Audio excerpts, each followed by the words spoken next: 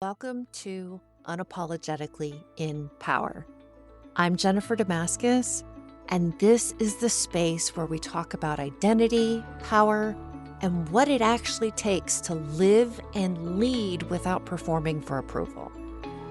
Think of this as a room you step into once a week to take your armor off, a place where we name the patterns we've been praised for and gently question whether they're still serving us. Today, I want to talk about something that gets celebrated constantly, especially for high-achieving women. Independence, self-sufficiency, being capable, not needing anyone, holding it all together. And here's the quiet truth I want to explore with you. Independence isn't the same as freedom. Most of the women I work with are deeply independent. They're resourceful. They're competent. They figure things out. They don't wait to be rescued. They handle their responsibilities. And over time, that becomes part of their identity. I've always been the strong one. Jen, I don't like relying on people. Jen, I'd just rather do it myself. And to be clear, independence itself is not the problem. The question is where it came from.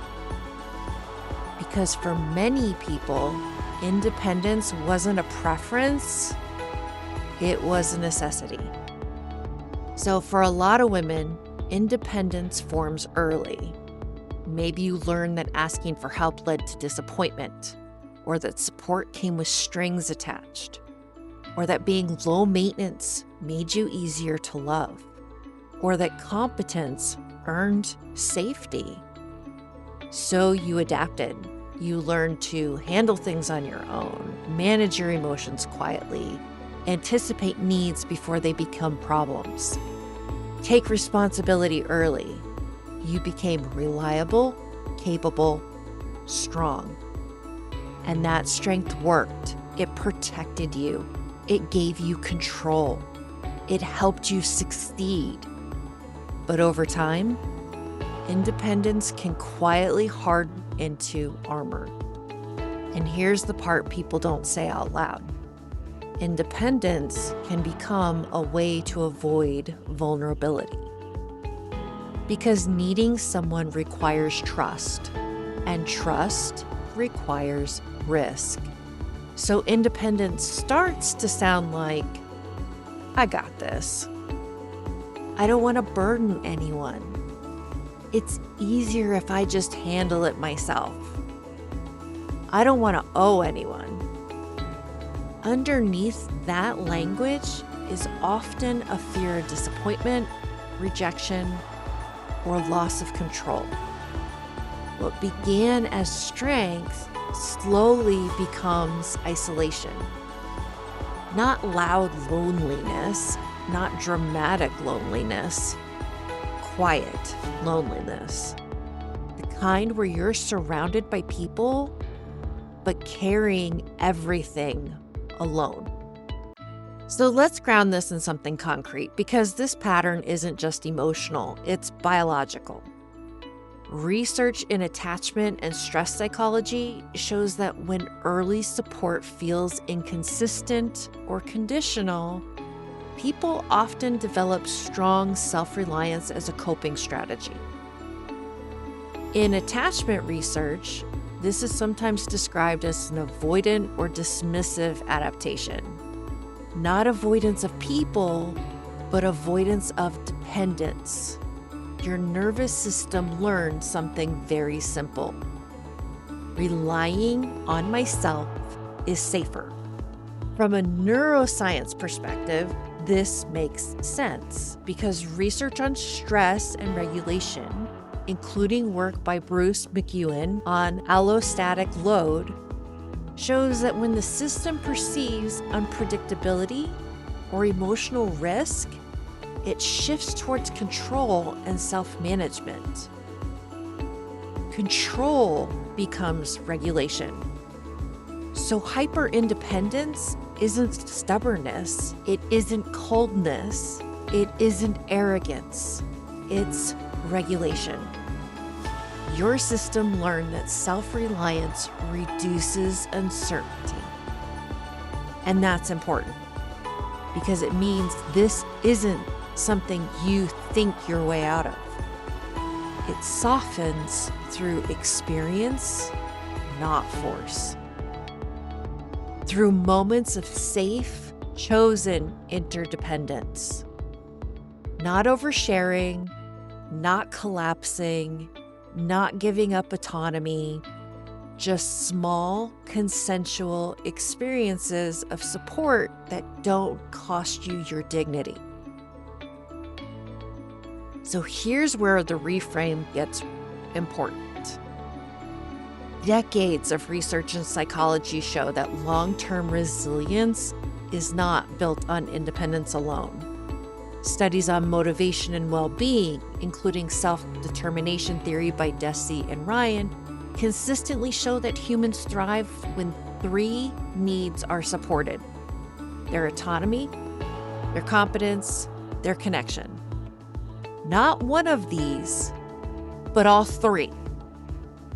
Similarly, research on psychological safety, including work by Amy Edmondson, shows that people function better, lead better, and sustain performance longer when they feel safe enough to ask, receive, and collaborate.